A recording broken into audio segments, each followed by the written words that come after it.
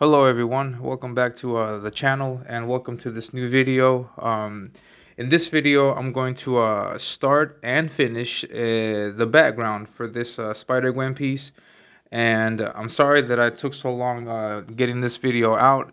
Um, as I was doing the work on the background, I realized that I had like over, I think, 3 hours of content, so I'm not going to narrate the entire 3 hours. What I've decided to do is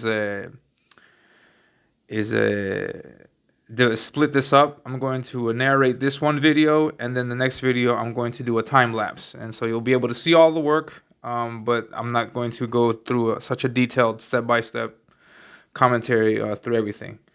I'm just going to show you how the work has been done, and yes, I want to apologize for that. Thank you also to all the new subscribers. I've had a surge recently. I want to give a shout out to Lord Crackhead and to Jeremy for his channel, and also to Joe M. Sontag and everybody else who's been shouting out the channel. I really appreciate it.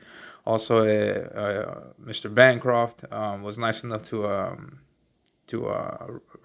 recommend the channel also, and I really appreciate all the support from CG. So much love, so much kindness, and thank you very much.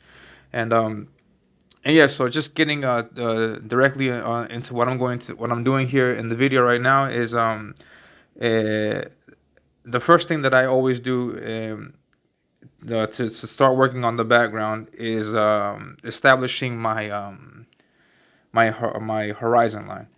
And when you're doing a drawing, um, you can put the horizon line anywhere. You could put it at the top of the page, at the bottom of the page. You could have it drawn diagonally or across the page. You can put it anywhere. And but you have to understand that once you've laid the horizon line down, then everything on the page has to respect the rules of nature and perspective that apply to that horizon line. No, so which means that everything above that horizon line is going to have an upward is going to be in an upward angle, like you're going to be looking at it, from a downward position, looking up, and then everything below that line means that you're looking down on any particular object. So you have to keep that in mind. In my case, since I've had some kind of practice with working with horizon lines and whatnot, I have I've had I've already had in mind where I'm going to put the horizon line before even starting the drawing, and in this case, considering the pose of the two characters, considering how I was doing the webbing in the previous video, I already had an idea in mind where I wanted to put that horizon line. And in this case, just to keep things simple for me, I'm going to put the horizon line directly in the middle, just directly across both figures. Now the horizon line has to cross both figures. No, so here, for example, you can see I'm measuring out exactly where I want my horizon line, and and I'm going to be I'm going to be a stickler with this and be very accurate with my horizon line because at least for my preference, for my taste, I need this particular line to be as exact as I can. So I'm going to measure it from the bottom of the page to where I want that line across, which I think if you can see here is that number 21. I think it's 21. I think this ruler is centimeters or inches. I'm pretty sure it's centimeters, but yeah, so 21. So I want that same number to go all the way across the horizon line. It has to be the same all the way around. If there's even a slight movement above or below that line, then yeah, I'm going to do exactly as you're seeing here, and I'm going to erase it and then work it out again. The reason why I'm doing that is because all of the other lines that are going to come from the horizon line, um, all of the other lines, I'm sorry, all of the other lines are going to come from the horizon line. So if the horizon line is off, that means that any other subsequent lines that I may draw may also be off. And that would equal a distorted image or an image that's not 100% accurate and is going to look disastrous. So in order to avoid that, I'm going to make sure that my horizon line is as near perfect, as near exact as I can make it. So I'm going to take my time with it, And I'm going to make sure that I have it exactly as I like. So I'm trying to map this out again and make sure that that it's just right.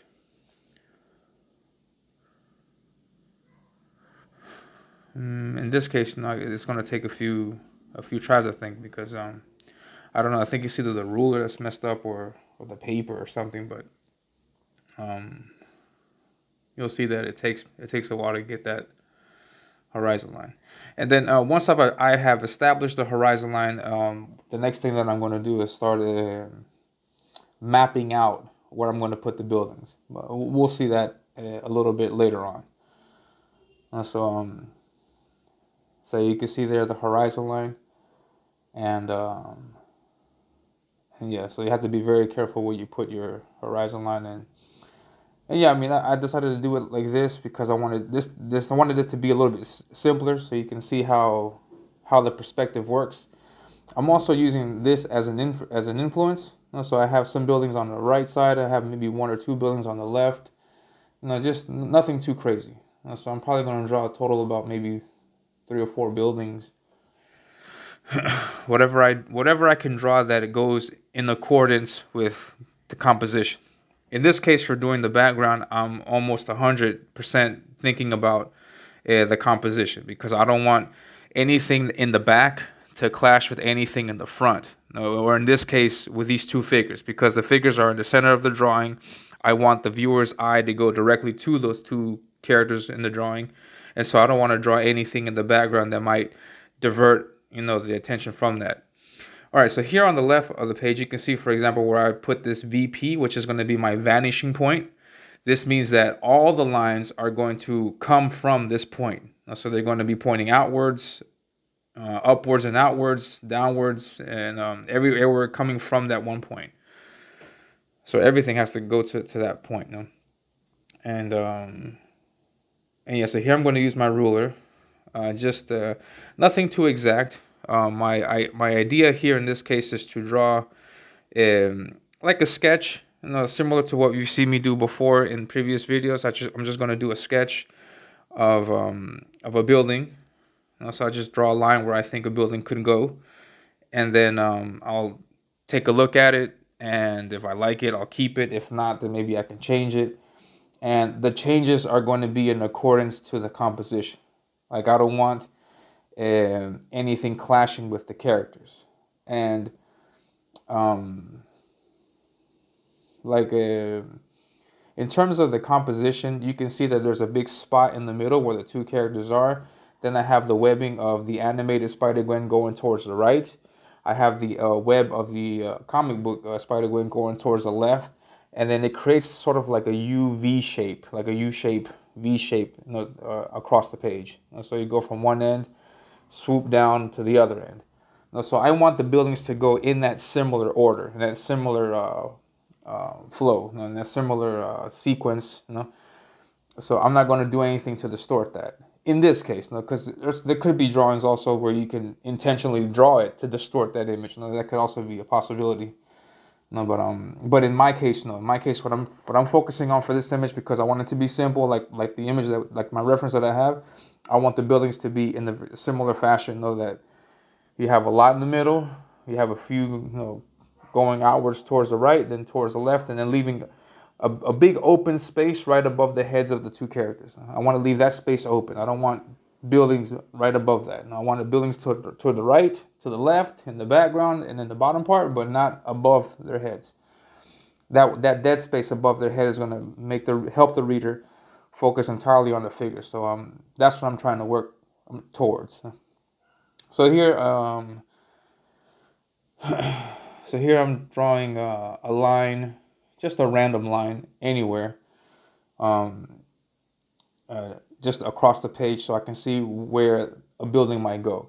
Now, the lines that I'm drawing diagonally, in that case, this one line that I just drew would represent the roof of any supposed building. So that line there that you see going diagonal across the page, that would represent the roof.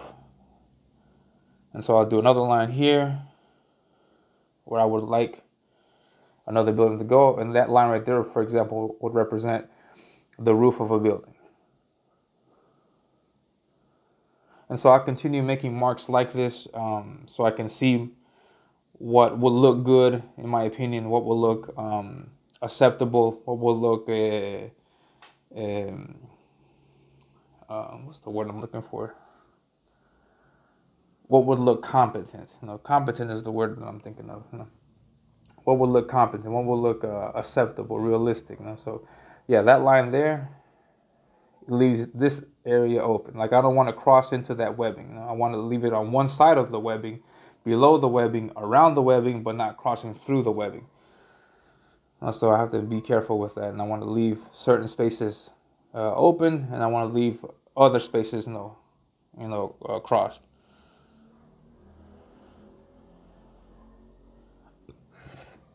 Excuse me.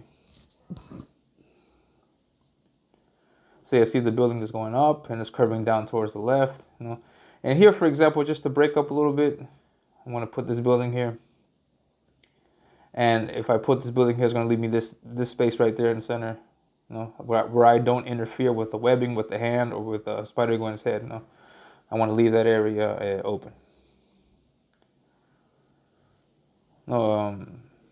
Yeah, just so the idea right now is just for me to map out where I think buildings would go, where I think it'd be nice, it'd be cool to have a building, or where I think it would fit, to make the drawing look nice.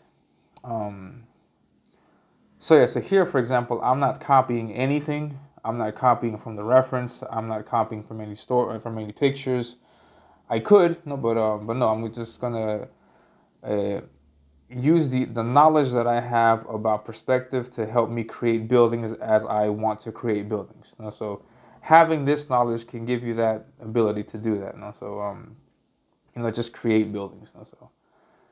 So we see this line here, for example, and I want to break that line up. Like, I don't want that line to go straight into her head like that. So I want to break that up a little bit. And so I'm just drawing lines here. I call them guiding lines, just to help guide me towards, guide my eye towards where the building is going to be, where it ends, and so that's the process for this, though. So I'm just mapping this out, to fit the composition of the drawing. I don't want anything too extreme in this case. This is the drawing that I'm going to end up coloring myself, and it's something that's for my daughter. So it's not going to be too complex in that sense. It's going to be something fairly simple. And it's also, for me, at least, it's also a good way to continue practicing drawing buildings, because you constantly need practice.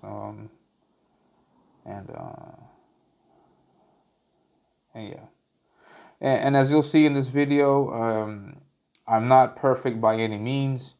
I make a lot of mistakes, and the intention with this video and with the other videos, is to show you my process, so you can see where I make mistakes. Maybe you can avoid making those kinds of mistakes in your case, and you can see how I make them, and just also so you can see that there's it's the kind of struggles that an artist who's learning the craft would come across. Like an artist who's learning how to approach perspective or line weights or proportions and figure work.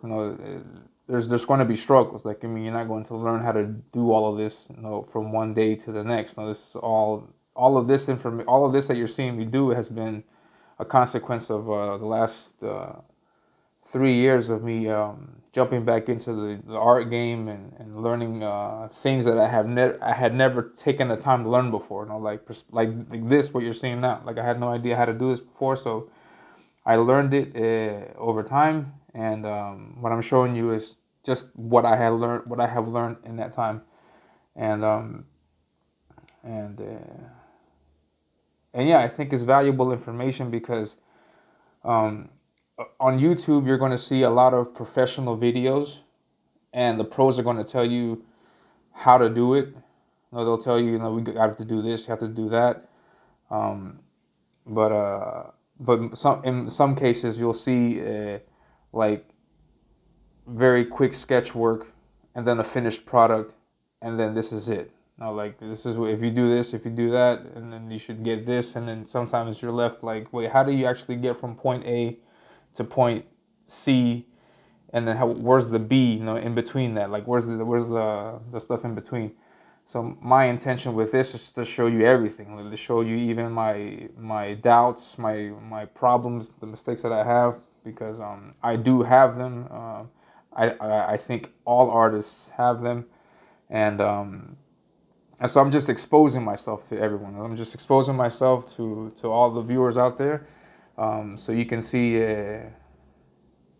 what the work entails. Because we see the image at the end, and the work behind it. So there's a lot of work behind it. So, and yeah, I realized that myself also with this video. Like I didn't think I would need like 4 or 5 videos to show you one drawing, but that's what it ended up being. There's a drawing video. There's 2 inking videos. I have this background video, and so putting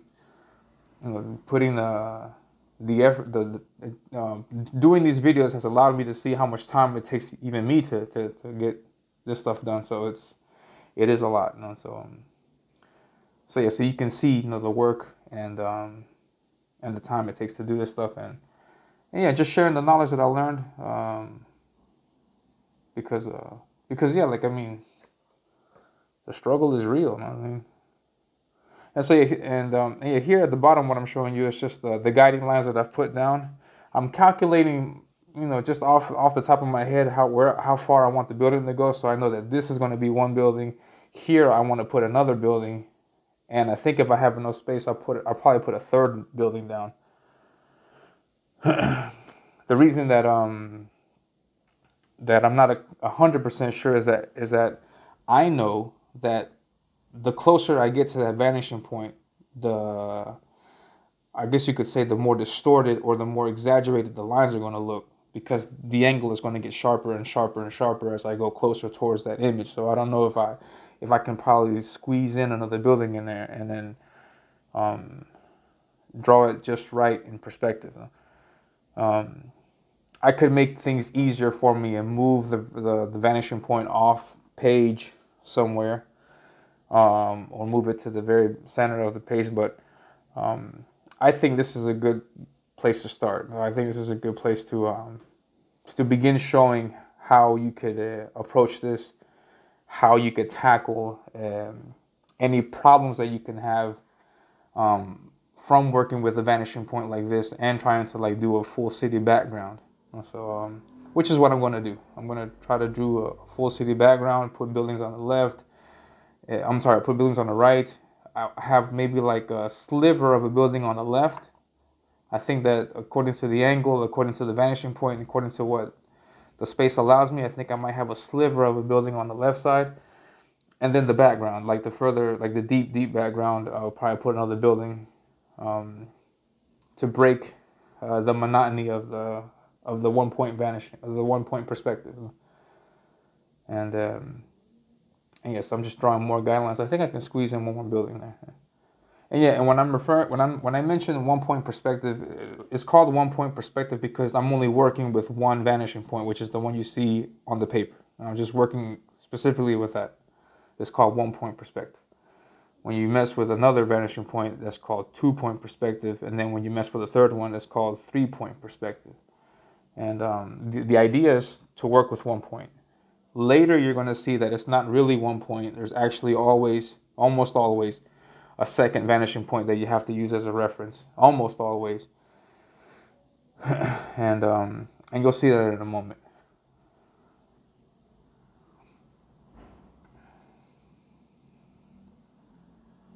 And so I'm just guiding my stuff down here. Guiding my lines. Just trying to see what works. Yeah, I seldomly draw for the sake of drawing. I haven't done that in a long time. Um, I think I mean there could be people out there that would argue you should do more of that, like just draw for the sake of drawing. But but uh, I just have this tick that each piece that I put out, I want each piece that I put out to be something that I'm proud of, and that I want people to know that I put my everything into this piece, and I don't want to leave anything left to chance. Like if I can, if I want to put a building here, I want to make sure that the building looks right. Yeah.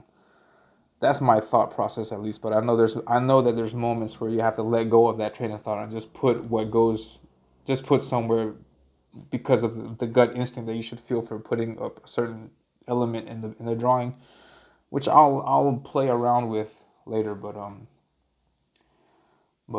yes, that's my mentality with all of my drawings. So any drawing you see from me, it's a drawing that I've taken my time to think about what would be best to put here, what would be the best way to render this, the best way to render that, and according to my ability, because there's always limitations to what I do in every drawing. Like I want to execute certain things, but my own personal limitations don't allow me to do it just yet. So you'll see that, and yeah. So I want to just that's my thought process with all of my drawings.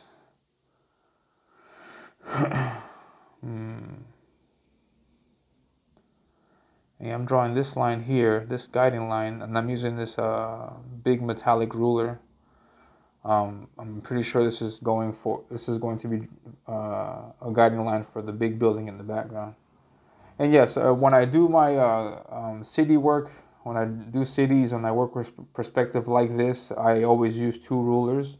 I use this small clear see-through ruler. The transparency just helps me a lot. Um, and these rulers I've had since I was like, I mean, I've used rulers like this since I could remember. So I've learned to work with them over time, and I feel comfortable with those. And I also love these metallic rulers because they're sturdy. They're good quality, and it's really difficult to bend it to put nicks in them. So I really like working with these metallic rulers also. And in this case, I have one long metallic ruler, then I have a short plastic ruler, and then I alternate both depending on the line that I need to draw. Uh, most of the time when I'm working, most of the time when I'm doing my drawings, I'm usually just simply using the plastic ruler, and very seldomly do I use the long metallic one. I bought it because I might use it eventually, and I do. I end up using it in some cases, but for example, like when I do when I have done sequential work, I've found it easy just to work with a small plastic ruler. Um, Considering also the comic book paper that I work with. Now this is the comic book paper that I use is the Strathmore 200 series, and it's got the blue lines across it, and that makes it so much easier to draw your panels, and that helps me out a lot, and I appreciate, and I like I like doing that, and I like working with those boards, and then they're great. So I just use the small plastic ruler when I do sequential work like that, and yeah, I mean I'm not a seasoned veteran of comic art. But I have done sequential work, which I will share in future videos. I'm going to show you my sequential pages so you can see what kind of work I've done before, and and uh, and yeah, and then hopefully 2 years from now I'll be able to look back at the sequential work I've done and laugh at it, because I hope to be better than where I am now. But we'll see what happens, because but yeah, you'll see. I'll show you my sequential work, and then I'll show you the originals. I'll show you the published work that I've done, and yeah, just showing off and shilling my own work. So yeah. So here, for example, I've done an outline of where I want this building to go, and I have in the back of my mind already decided that I want this building to like to go to be a tall building, and to get thinner as it gets higher, to where that it's like in the point. Not necessarily a triangle, but I want it to get smaller. Something like I would say the Empire State Building, but I don't want you to have the Empire State Building as a reference, because it's not like that. But I mean, like, each level that it goes up, it gets a little bit smaller and smaller, something like that, but not quite exactly the Empire State Building. And so yeah, and I'm just mapping out where I want these buildings, and yes. I think you'll enjoy the next video a little bit more, because in the next video you'll see exactly how I dive into each building. So yeah, so in this space, for example, I have one building. Right next to this, I'm going to have a second building. I'm going through that background area, and then I'm going to have a third building here, and then I'm going to have this big building on the left that's going to break up a little bit the composition, and the sliver on the very far left. So I'm working with maybe 4 or 5 buildings in total. And yeah, just 5 buildings in total, and then yeah, that'll be it. Now, once I'm still working on the guiding lines. I'm not 100% finished yet, but just to let you know, once I've done my guiding lines. Oh wait, let's take a look at this. Oh no, I'm sorry. But yeah, once I've gotten my guiding lines, I'll go ahead. Once I'm 100% sure where I want these buildings to go, I'll go ahead and start drawing and designing the buildings. And each building I'm going to design from scratch. Each building I'm going to yeah, just design it as I like it, as my mind would allow me, and you're going to see how that happens. How I go about designing my buildings, and yeah, I mean, just take it one step at a time. All right, so here's my vanishing point, and you can see, for example, the lines come from there. They come from there. The exception to that idea that the lines are coming from that would be that one building in the background. But yeah, you can see that the lines are going to go in that direction. So I have my guiding lines, and then I know that these lines, they're going to be lines that cross one area to the other. Now this point here, what happens to the other line? Where does that other line go? Does it go parallel to this? No. This line here, the horizon line, continues all the way forward. So I'm going to use this clip. I'm going to clip this piece of paper to the side, and I'm going to imagine that I have this horizon line going past the paper, further and further and further to my right, way over to the right, and I'm going to put another vanishing point in my mind, because I don't have any exact place to put it. So I'm going to follow that line, follow my horizon line. Yes, I put my ruler there, and I know my horizon line is going to continue all the way to the right. And at the edge of my drawing board right here, that place where the metallic ruler and the board meet, that's going to be my second vanishing point. My second vanishing point is going to be right there, and right here where my finger's pointing, right there. So that's going to be my second vanishing point. Now from that vanishing point, I'm also going to I'm also going to draw lines that are going to cross with my first perspective lines. So right here, for example, that line is going to get drawn right there. I'll draw that line there, and then boom, that's where that line comes from. So that gives you kind of an idea. So one line goes in one direction, the other line goes in one other direction, and then meets at that point. So that means that on that face of the building, all the lines that cross that face, all the lines of the windows on that face of the building are going to come from the vanishing point on the right. Okay? The other side of the building that's facing, no, the other side of the building that's is going to come from the first vanishing point, and the other line is going to come from the second vanishing point. So even if you're working with a 1-point perspective drawing, it's never really a 1-point perspective drawing, because some lines have to come from a second vanishing point somewhere off in the horizon line. So that's just to give you an idea of how that works. Because, for example, in that one corner, I cannot draw a line that's going horizontal. I could, but it's not going to look 100% in perspective. I have to draw it from an actual vanishing point. Even the lines that go up and down also come from a vanishing point, but because of the angle, it's not. I mean, the vanishing point is way down, so it's not anywhere near where I need to mess with it.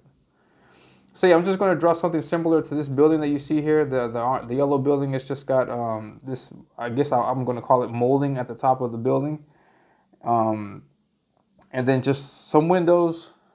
I'm thinking about like a brick design, but I'm not going to draw all the bricks. That would be getting into too much detail, especially for this kind of drawing.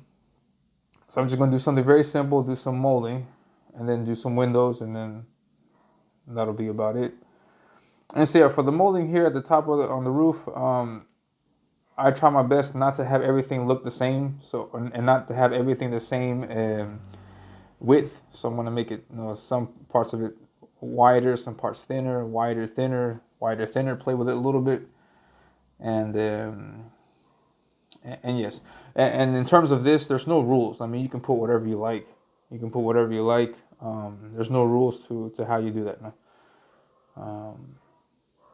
And so yes, that's the first thing that I'm drawing.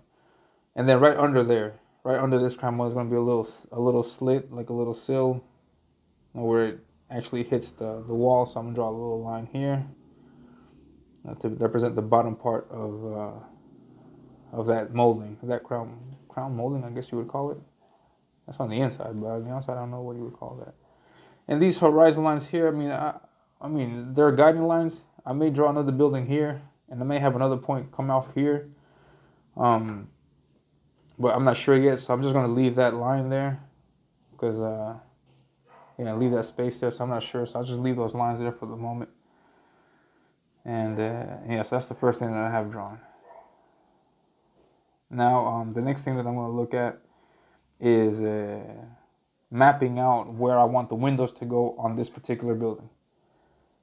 Now, so at this stage, I guess I could say that I'm safe, that I'm happy where I'm going to put the buildings. So now that I know that the buildings are going to go in this particular area, now I can start designing the building, one by one. So here I'm going to mark off this area where I want the window to be. And again, the process for marking off this window is the same as I did for the building. I'm just going to put some guiding lines to see where I want the building to appear, how tall I want the window to be. Maybe I want it to be a little bit shorter, maybe a little bit taller.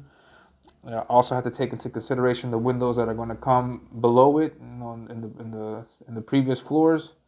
So I have to measure out a distance between each window. In my case, I want to measure a distance out between each window. And yes, here what I'm pointing out here, this circle here is a tangent line. And here on the web, there's also a tangent line.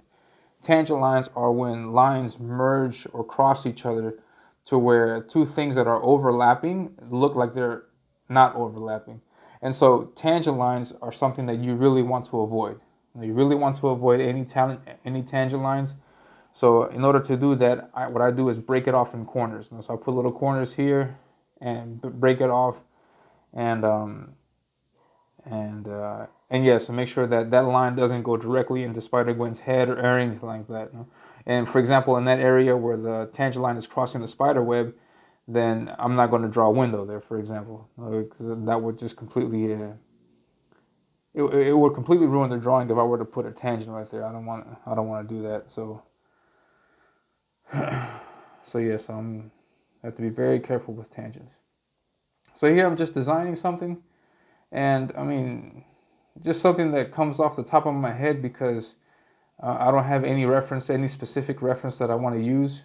And something that I've noticed, because I have looked at several images of cities in New York, buildings in New York, buildings here in Lima, and buildings. I mean, you go to Google and you put buildings, and you see all kinds of buildings, and I have not seen uh, any design, any shape that is a no go for a building. I have not seen anything that you cannot use. No, I mean everything is possible. So I mean any image that you have in your head about what you can do with a window, what design you can use, everything is possible. I have not seen anything that can tell me otherwise. If you have an image that says no, you can't use, or any information that says you can't use this particular design or whatever, then please share with us because I haven't seen that yet. So. What I mean with this is that any design that I can come up with is a valid design. I mean, I've seen all kinds of decorations on windows. I've seen all kinds of window sizes. I've seen all kinds of window heights.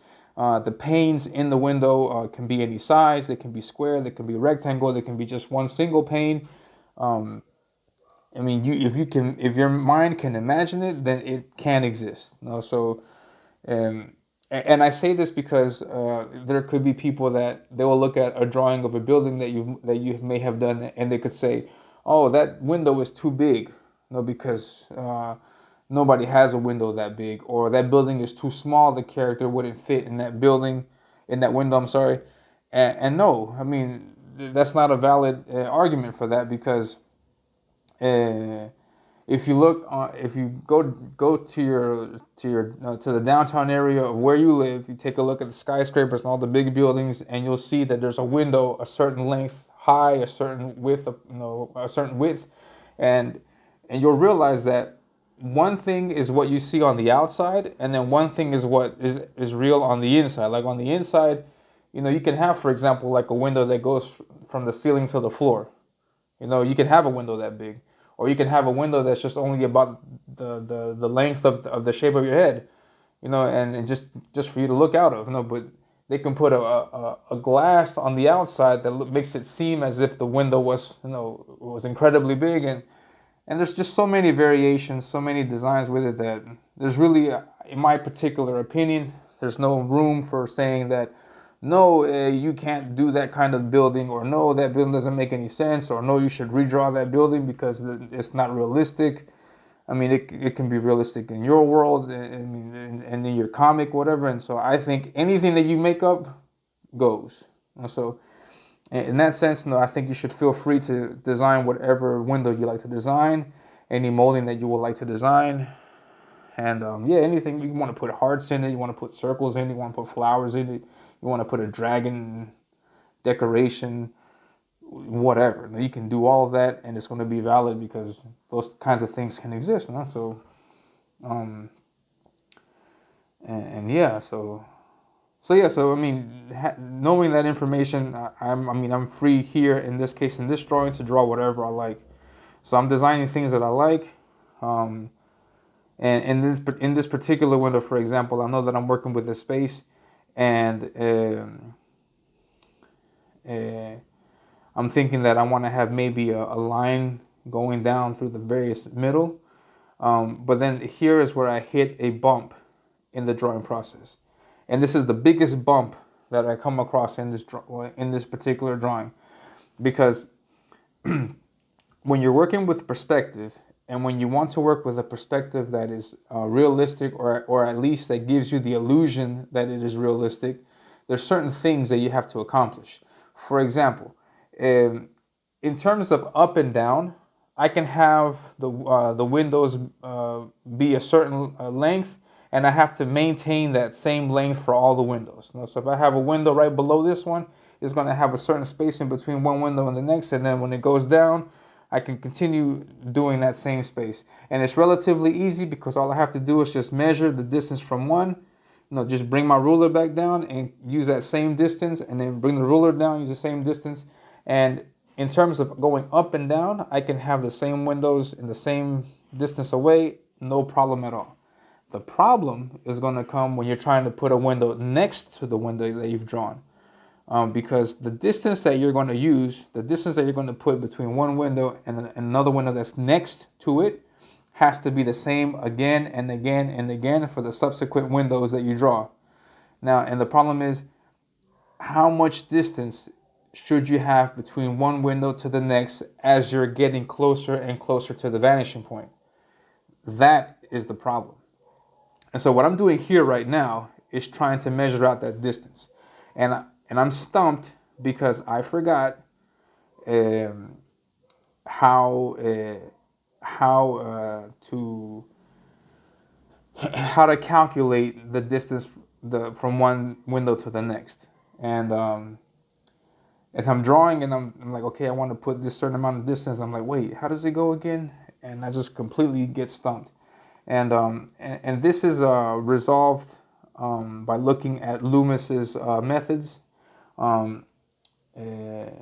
Loomis has a book that talks about everything in perspective. It's an amazing book. It's free, if I'm not mistaken. And if you want it, I will send you that book, and you can study that book, and you can see exactly how to work with perspective and with figures in perspective.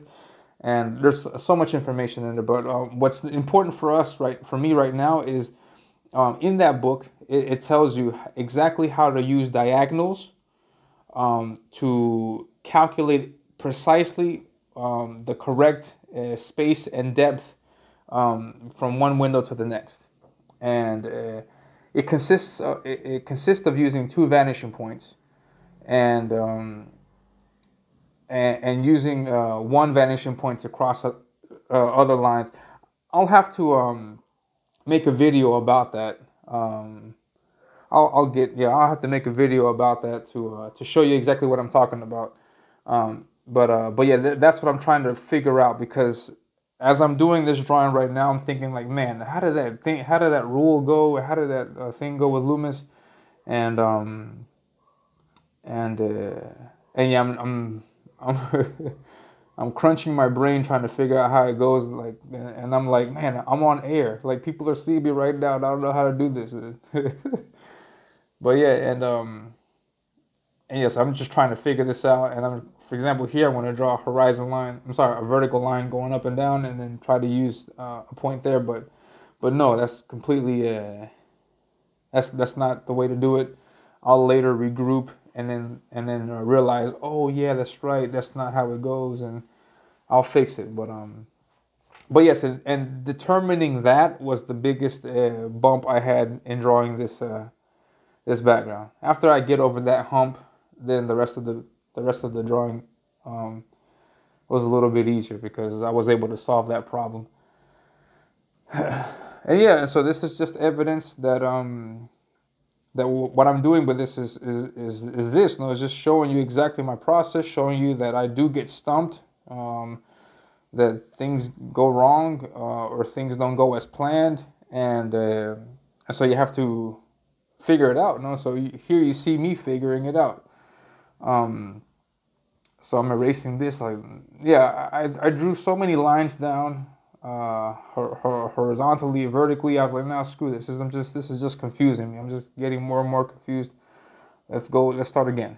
So I go back to the vanishing point, and try to think of how it was that you're supposed to calculate this. And yeah, in the end, I don't end up calculating that distance on this particular window. It's on another window, on another building. That gives me another angle. But yeah. And also, in this case, for this window, I don't really need that to measure the distance, because there's not a long set of windows to the side that I'm going to draw. It's just these windows that are running along the length of this ruler, and then maybe one window to the right, and then that's it. I'm not going to draw any more windows to the right, because the space doesn't warrant any more windows. So I'll just draw that window there. I'll draw a window one floor below, another floor below that, and then that'll be it for this building. on the next building next to this, that's where I have that problem again. And then I have to really get down and see what I can do about that. Here, for example, right now, I'm thinking, what if I eyeball this? Let me just eyeball this, and let me just put this here. And no, I've tried eyeballing perspective, and no. I don't have the confidence in it yet. I'm not Jim Lee, and I'm not all these other excellent artists that can just free ball that. No, buddy, no. I can free ball it. I can eyeball it. I could just go off, just go off the dome and just like, yeah, I'm gonna just put it here. I could do that if I like, but it's gonna look disastrous. And no. I don't want to cheat the viewer. No, I don't want to say that. I just like, yeah, I just put whatever down, and then yeah, you take it for what I want it to be. No. I want it to make it look like it's supposed to look. No, so yeah. I mean, in the end, because I can design any kind of window I like, I say, screw that line going up and down. I'm just draw a bunch of lines across and just screw it. And just move on. And so that line, for example, that I'm trying to draw, I ignore that. It's like, forget this. I'm not doing this. Let's just put some lines across it, and it'll work just as fine.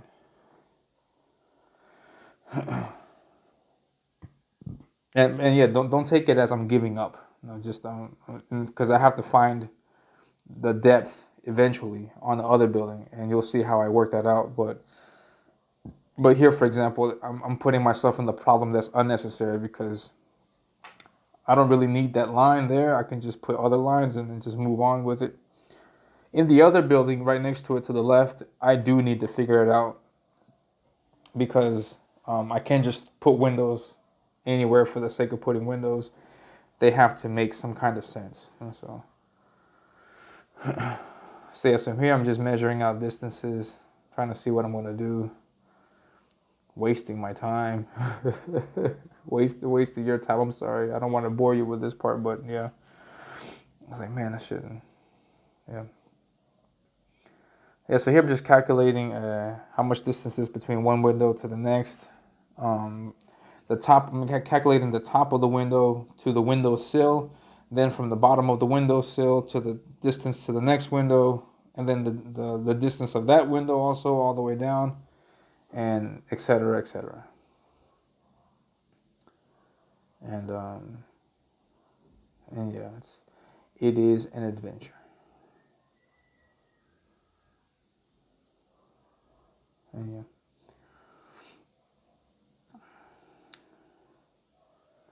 Yeah, I'm going to show you how I get to all this because, all of this that you're seeing me do has been at one point or another a discovery that I have made, and I feel proud in my own work because it's something that I discovered, and I mean, because you can hear someone tell you how to do it, but the moment that you actually get down to drawing something, and then the moment that you actually realize, oh, this is how it's done, yeah, that's an excellent discover moment that each artist in their own way can enjoy. So when I've seen the videos, when I saw the information that Loomis gave, and when I tried to apply it, at first I couldn't figure it out, but the moment that I did, I was like, wow, okay, now I got this. And then I test it. So it's like, okay, so if this means that I can put this here, then according to these rules, and that means I can also put this here, and it'll look just as good. And then once I achieved that and discovered how to do that, I was like, oh man, this is great. The sky's the limit, because you can just draw things from the top of your head, and then it'll all work. It'll all fit.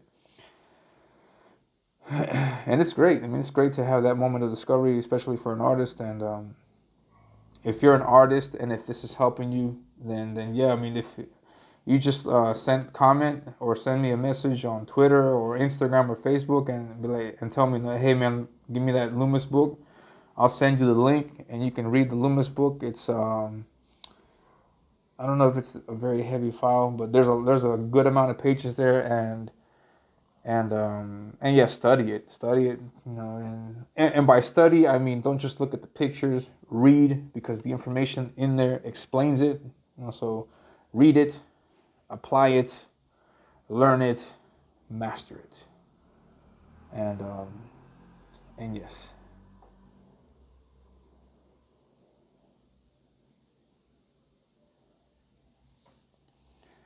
And yeah, so yes, I'm just figuring out how to do this here, putting the spaces between the windows, and yes.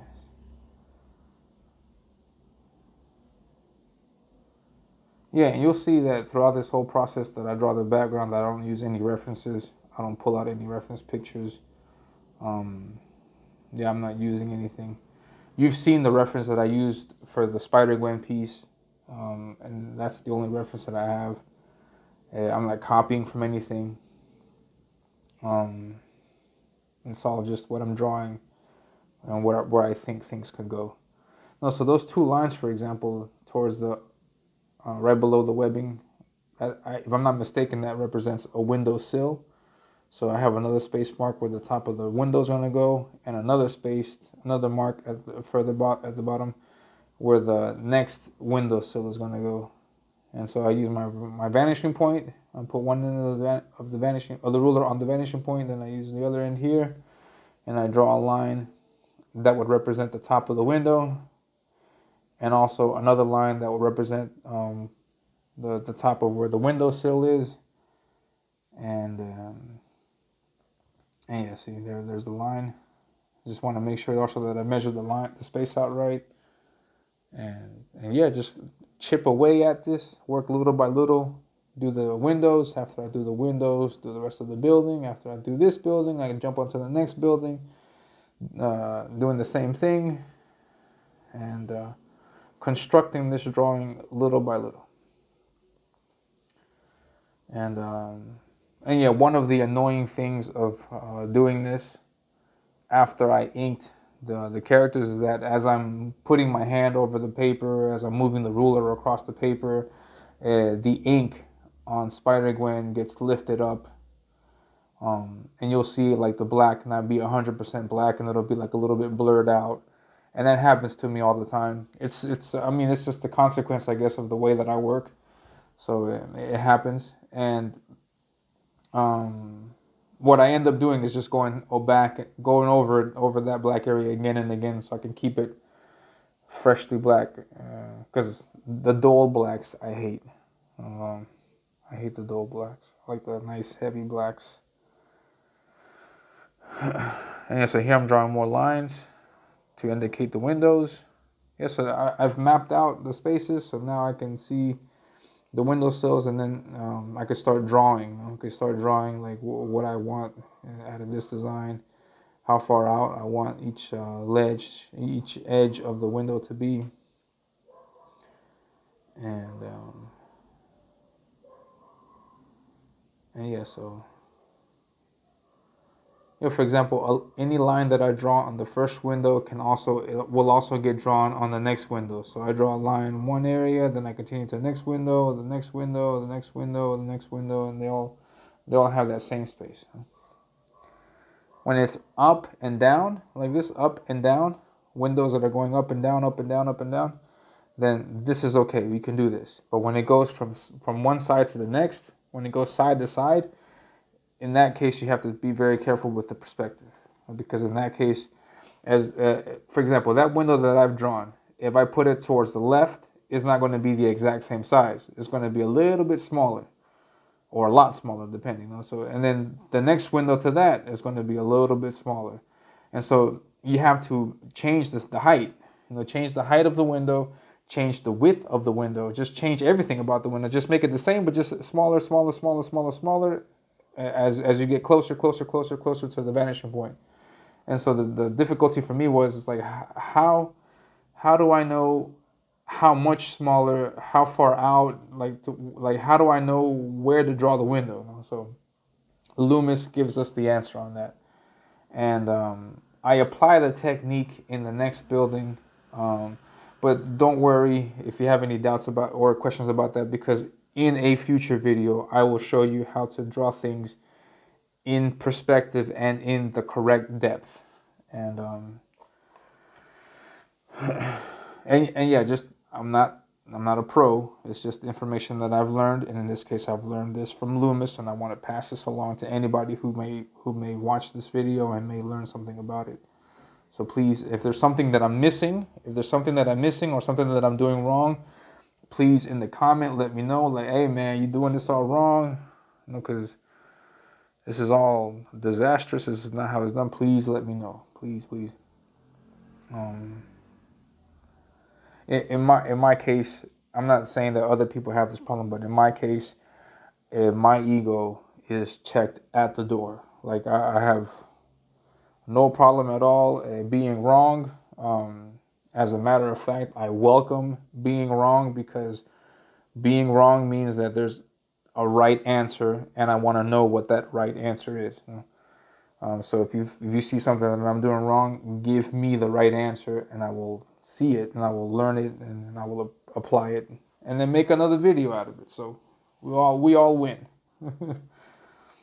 So yeah. So I know some artists, like they have. I think all artists, in some fashion or another, have egos that that might blind them to certain truths. Like, that you're not the best, or you're not the quickest, or you're not the fastest, or you're not the nicest draw. I mean, not nicest in terms of quality. Like you're not the best. You're not the best artist. And so hearing that, for many people, any person that draws can sting. But and some people don't like it at all. And some people are like, no, don't touch them, don't mess with my ego. But in my case, no. In my case, no. You mess away. And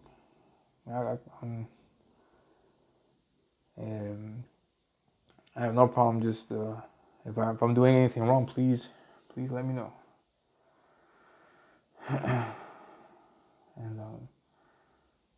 And yeah, you'll see. I also want to show you like my previous drawings compared to compared to this one, for example, or another drawing that I have, where you can see the changes that I've made, the improvements that I consider them improvements that I've made as I've learned more and more about drawing in perspective, or just drawing in general. And you'll be able to see where I started my artistic journey and where I'm at now, and hopefully you'll be able to see that. Yeah, I mean, you can get better. You will get better if you if you draw. The only way to get better at anything is by doing it, and doing it often. And so if you want to get better at drawing, draw more, draw often, and over time you will get better. You will get better. There's also a certain element of a natural talent that helps you also. But there's things that you can learn over time. And yes, no, yes, just practice, please. It's my recommendation, my tip for the day: practice. And so yeah, so here, for example, you see me drawing these windows out, just drawing the lines out, very basic structures, just to make sure that everything works. And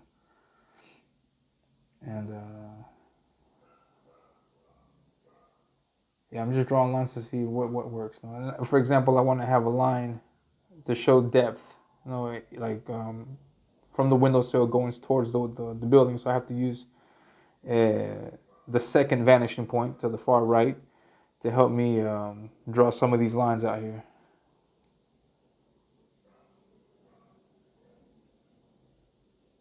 And yeah. And yeah, so if you're watching, please, thank you very much for watching.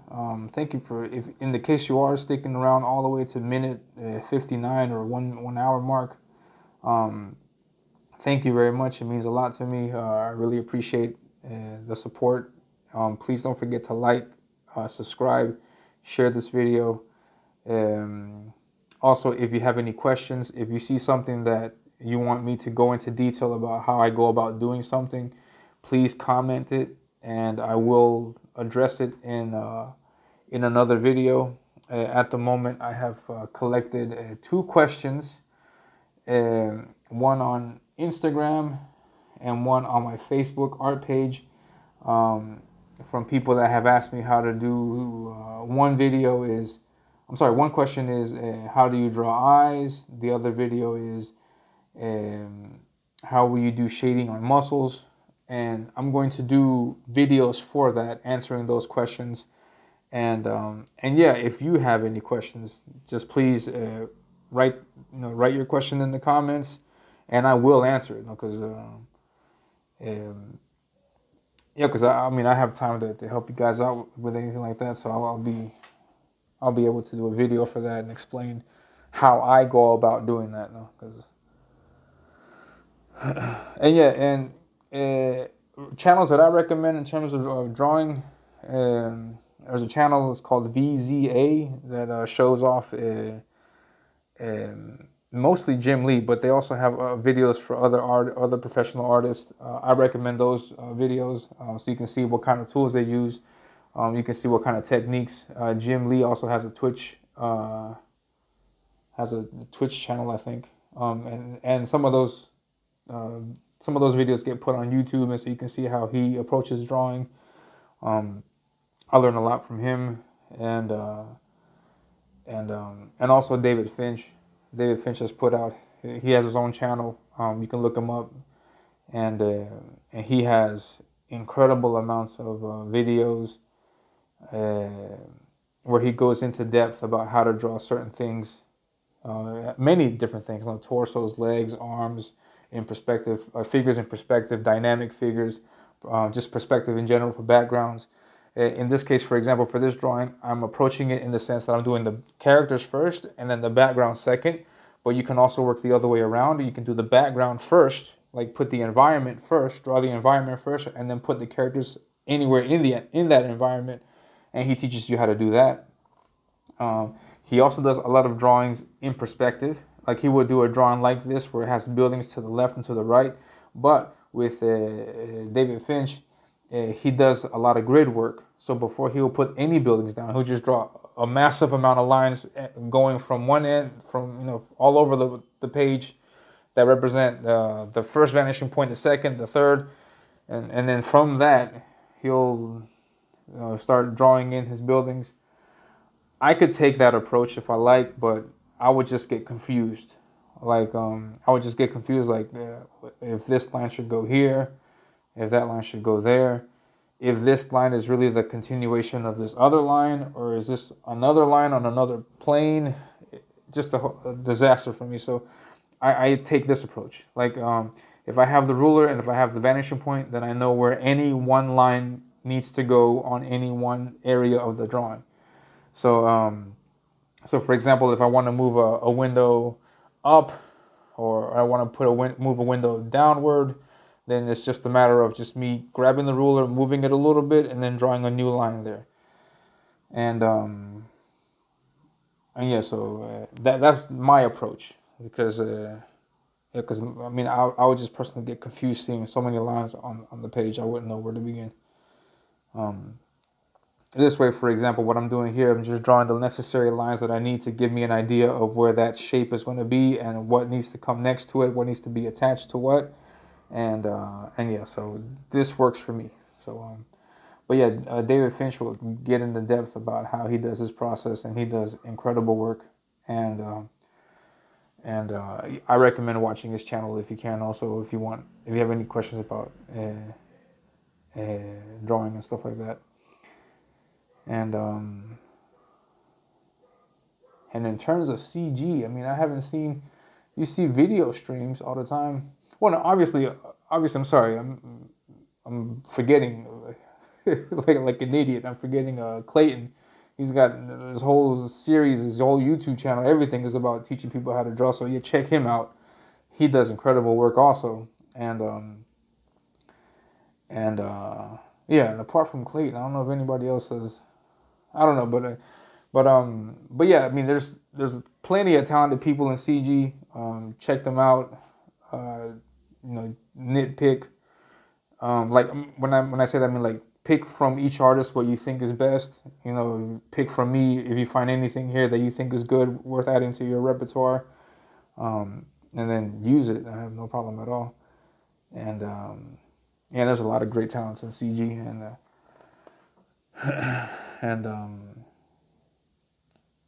Yeah, so there's definitely different places where you can get inspiration for your art. And if you have any questions about anything that I can help you with, please put them in the comments. I will address any questions that get presented to me about drawing anything in particular. And I'm also going to do a video um, giving my thoughts, my reflection on this process of doing this particular Spider-Gwen piece, because I've learned a lot about um, recording a drawing process from this, and it's going to affect some decisions I make about the kind of videos I'm gonna make going forward, because I don't want to whine or anything, but this drawing has been the single most longest drawing I have completed in the last 2 or 3 years. I don't think it's taken me. No, I'm lying on that too. I'm mistaken on that too, because the Reaper Destroyer drawing with Type One also took me like, I think 2 3 weeks to map that out, to do that. But this is up there. This is for one single piece, for one single 11 by 7 board. This is the longest drawing that I've ever had to do, because just so you have an idea, I'm drawing right now, and I'm completely focused on the drawing. I'm not really paying too much attention to the camera, other than to make sure that it's focused on what I'm doing. So I'm just drawing. But then apart from that, I have to sit down and comment over what I see on this image, and so that adds more time to the actual drawing process. So if it's like an hour drawing, then it's going to end up being it's going to be 2 hours, considering the commentary that I have to put over that 1 hour of drawing. So that's a lot. And And yeah, I mean, I'm sticking to it, and I'm doing the art for this, because I told you, I told the viewers that I'm going to do the entire drawing process from zero to finish, and that is what I'm going to do, and I'm going to stick to what I said. I like to think of myself as a man of my word, so if I told you I'm going to do the entire drawing, considering backgrounds, then that's what I'm going to do. So. So yeah, so I mean, I have no problem in terms of that, but it is something that I don't think I will be able to continue doing moving forward. But I will give you my impressions and my reflection on this entire process in another video, um, hopefully sooner rather than later. And yeah, because just other information about me is that I work. I have my 9 to 5 job. I work every day, and apart from working, I have my family, and and then in my free time, when I have free time, which is usually in the mornings, um, I dedicate I dedicate that time to drawing. So I'll sit down and draw, and work on my art when I can. And so, and art, for example, is not something that I put over my responsibilities at home or at work. So if I have something to do that goes related to work, I attend to that. If I have anything to do with my family, I of course attend to that, and and also my daughter and things. So for example, like if you don't see me too much on YouTube and in the chat or streaming, it's because of those prior obligations that I have. So yeah, I mean, I draw in my free time, and so my time for art is valuable, because it's not I don't have like all day to draw. So in the time that I do have to draw, I personally want to make the most of that time. So for example, if I have to do 2 hours worth of work for an hour of actual drawing, doesn't seem to add up for me personally. So I there's a few things that I'm going to recalibrate after after finishing this video out. So or not or these this after finishing this drawing out. So yeah, I'll give you my impressions on this, and and yeah, hopefully you'll like. Well, I mean, hopefully you'll watch the video where I have to, share my thoughts. No, but and then also continue seeing the rest of my drawing videos, because it doesn't mean I'm going to stop doing drawing videos. I just got to find a different way of approaching them, because this way, for example, is probably not going to be a format that I'm going to continue with in the future. So, so yeah, I mean, this is just like drawing. Learning to make content on YouTube is a thing of trial and error. So you see what things work, what things don't, and then work with what does, and scrap the things that don't. No? So it's just natural part of life.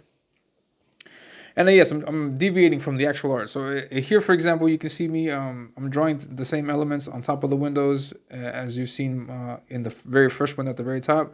I'm trying to replicate that same image all the way up and down. Now, in this case, there is an actual way of making sure that the curvature at the top of that design is the same all the way through all of the windows. There's an actual way of measuring that out, but I'm too lazy to do all that. So, because that indicates a lot more lines and diagonals, and no, I'm not going to do that. Which in this case I would consider unnecessary, because I can just scrap that design, put another window sill at the top, and call it a day. But if I wanted to be that lazy about it, I can do that. But no, I want to continue doing that design. I'm just going to try to my best to eyeball that in this case, which I think I personally think I do a pretty good job at eyeballing this particular design element on the window. And you'll see that as in the next video, you'll see that as I draw it out. You'll see it as I draw it out, and yeah. So here, for example, I'm trying to figure out and calculate, trying to figure out how to draw the window, considering that the angle in this window is completely different from the window above it and the one above that. Because in this case, you're looking down on this window, so this is going to be at an angle. And so the lines that I'm drawing, for example, that line that I drew across corresponds to the first vanishing point, and then other windows that are going to give me the depth that I need are going to come from the second vanishing point on the right side of the board. So I'm just trying to figure out how to go about doing that the best way, and I'm going to end up using the metallic ruler in any regard to pull off the depth on this window and on the window below that one. And yeah, so here I'm just mapping out more guidelines to help me get a better idea of how to draw this, of where I need to put these elements on the windowsill. And yeah, that's me working at it.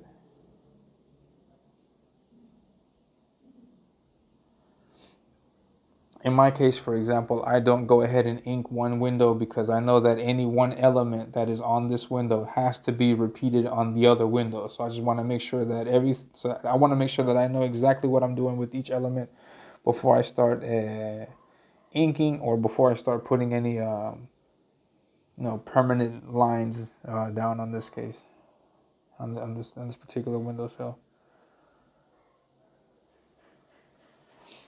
And yeah, so thank you very much for being patient with me for this hour and some change. And I'm going to continue working on this window in the next video, but you're going to see it in a time lapse. I'm not going to make it too fast, because I want you to see what I'm doing, but I do have to speed it up a little bit so that the video isn't that long. And so you'll see that in the next video, and yeah, and then yeah, if you see, for example, here right there, I'm working with the second vanishing point. I'm putting down that one little line, then I'm going to put down another line here, and those lines are going to give me the depth that I need to pull off the illusion of this window being where I'm drawing it. So It's always, I mean, it's a 1 point perspective drawing, but you're going to need a second vanishing point to pull off that illusion just right now. And so yeah, I'm sorry. Thank you very much for watching for all this time. Please like, subscribe, leave comments, and yeah, and I hope to see you in the next videos. But I'm sorry, I'm not signing off just yet. I'm just please like and subscribe. I'm gonna sign off in a few minutes because the video is gonna come to an end in a moment, or not right now, but eventually. And yes, yeah. And here I'm going to start inking. And one thing that I like to test out before, I'm not going to ink the entire window. I'm going to ink the lines that I have, that I know I'm happy with what I have. And what I do here is I ink I do a normal line, and then I go over it with a ruler. And I've noticed that with all of my drawings, that when I draw a line without the ruler, the line is going to be a certain width. But when I go over it with a ruler, like it looks like it's as if it thins down a little bit. And so I want to make sure that the thin line that I have is what I want. So this is another micron, and that line is a much thicker. I don't want a line too thick. I want, or I think I do end up using that line. I'm not sure. No, the 04. No, I don't use the 04. That line is too thick. Just want to make sure that the line, yeah, that's the thickness that I don't want too thick. Remember that the reason why I'm thinking about thick and thin lines in this case is because when you're doing art, especially when you're working with line weights, the thickness of the line indicates that line, it's closer or it can be further away from the viewer. So if the line is really thick, that means that it's also really close to the viewer. And in this case, since I'm drawing the background, I don't want any lines in the background to be thicker than the lines that I have already drawn on the characters. If I do that, if I draw a really thick line on the window, on the buildings or on the window, it's going to completely destroy the illusion that building is behind the characters. So I want a line that you can see, obviously that you can see, but not as thick as the contour, for example, on Spider-Gwen. I don't want any line that thick. And that, for example, that line that you see there, that's about the line that I should have. And so I try to be consistent with that all the way through. And so yeah, here what I'm doing now is just inking what I can in terms of this window, because I know after having sketched this out that this is where I want these elements to be. After I finish inking this, I'm going to go back again with the pencil and then do all the small details of the windowsill. So I'm personally okay with inking this because I know I'm not going to draw anything overlapping those lines. That's the contour of the window. I don't want the window to be any bigger. I don't want the window to be any smaller. That is where the outside part of the window is. So I'm going to ink that.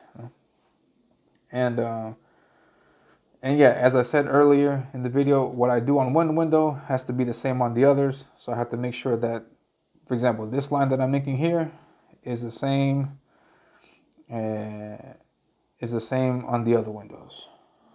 So I have to be very careful where I ink. And yeah. You'll see me make mistakes in the next video. You'll see me make mistakes on inking also, because we all make mistakes, so it's just natural. So you'll see me make mistakes, and I have to correct those mistakes. And there's a mistake that I make later on that's going to require whiteout, and there's other mistakes that I can just later transform into other parts of the drawing. And yeah, so here I'm just using these lines here. This is going from the second vanishing point to the right. So those lines that I'm drawing there are the lines that need to be there. And yeah, I'm just moving the camera, I'm sorry, because I want to make sure you see this. And so yeah, those lines, for example, are the lines that need to be there, considering the vanishing points that I use. So yeah, essentially you can draw your line anywhere you like on the page, but everything else that you draw has to respect that vanishing point, has to respect that horizon line. So just be careful with where you place your horizon, where you put your vanishing point, because everything has to follow along with what you put. Um, and yeah, so here I am inking out this building. I'm going to continue inking that molding at the top because there's nothing else to do to that.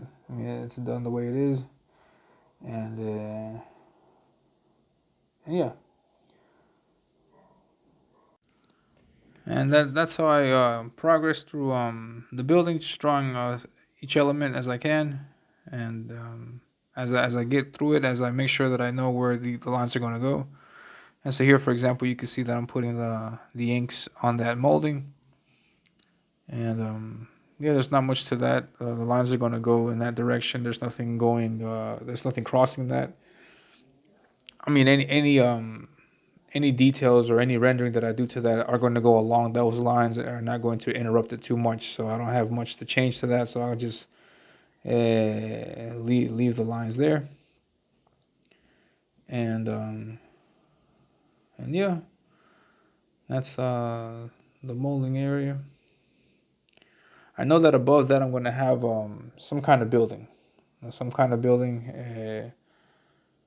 And one thing that I learned while I was drawing, from drawing buildings and from getting feedback, is that you should always have something on the rooftop of buildings. You should never just leave the building alone. There's always elements that go on the top. They can be air conditioning vents or just any buildings that are always going to be there. So when you're drawing buildings, please make sure that you put something at the top of that building. So what I'm going to put on almost all of the buildings, or at least as much as I can make it, as much as I can, is elements that go on the top of those buildings. So I'm going to leave some of those guidelines there that help me find exactly where I need to draw the rest of the buildings. And you'll see me execute that in the next video. You'll see me do that in the next video. And and yes.